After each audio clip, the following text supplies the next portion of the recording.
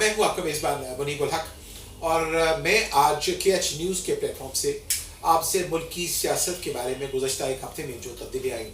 میں ان کے بارے میں کچھ گزارشات آپ کی خدمت پیش کروں گا اور مجھے امید ہے کہ آپ میرا 5 منٹ کا بیانیہ بغور سنیں گے۔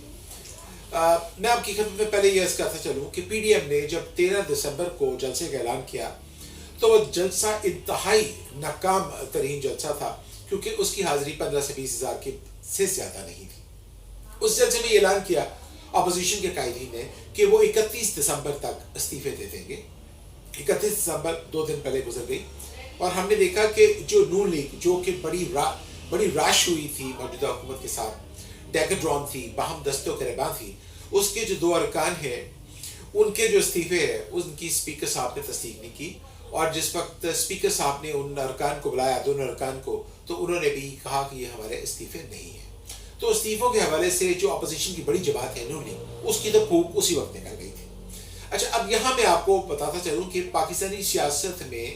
ایک صاحب ہیں جو ماضی میں ٹکٹیں بلیک کرتے تھے، اور ٹکٹیں بلیک کرنے کے بعد انہوں نے ایک بڑے سیاسی خانوادے کو بلیک میل کیا، اس کے اندر ٹریس پاس کیا، اس کو تباہ کیا،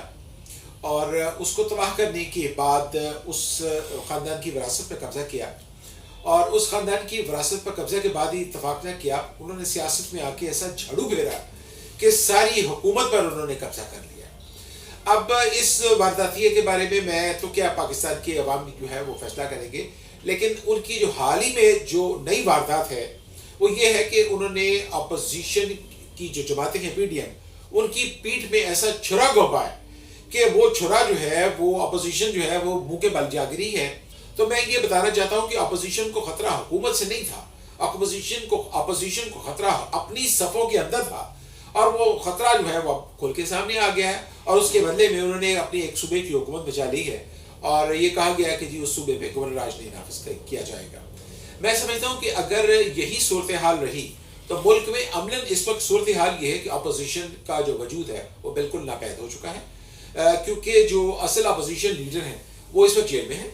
اور ایک ڈمی اپوزیشن لیڈر جو کہ ہمیں ہر جگہ نظر آ رہی ہے، اور جو خود ایک مقدمے میں سزا یافتہ اور اسلام آباد ہائی کورٹ کے فیصلے کے نتیجے میں انہوں نے حکم امتناعی لے رکھا ہے، وہ ہر جگہ ہمیں دردراتی نظر آتی ہے۔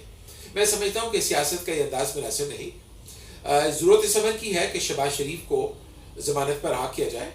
تاکہ وہ اپنی جو قائد حزب اختلاف کی جو ذمہ داریاں ہیں وہ آسان طریقے سے نبھا سکے، اور ملک کے اندر جو چیک اینڈ بیلنس ہے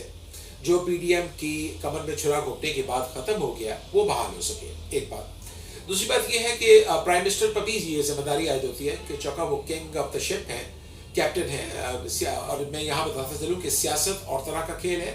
اور کرکٹ اور طرح کا کھیل ہے۔ پرائم منسٹر کا المیہ یہ ہے کہ وہ 2.5 سال پرائم منسٹر رہنے کے باوجود ابھی تک جو ہے وہ کرکٹ ہی کھیل رہے ہیں۔ ان کا نہ قذافی اسٹیڈیم کو باہر آنے کو دل کرتا ہے، نہ ان کا کنٹینر سے نیچے اترنے کو دل کرتا ہے۔ اب وقت آ گیا ہے کہ قوم کو لیڈ کرتے ہوئے، لیڈ فرام فرنٹ کرتے ہوئے وہ کنٹینر سے نیچے اترے، قذافی اسٹیڈیم سے باہر آئے، اور اپوزیشن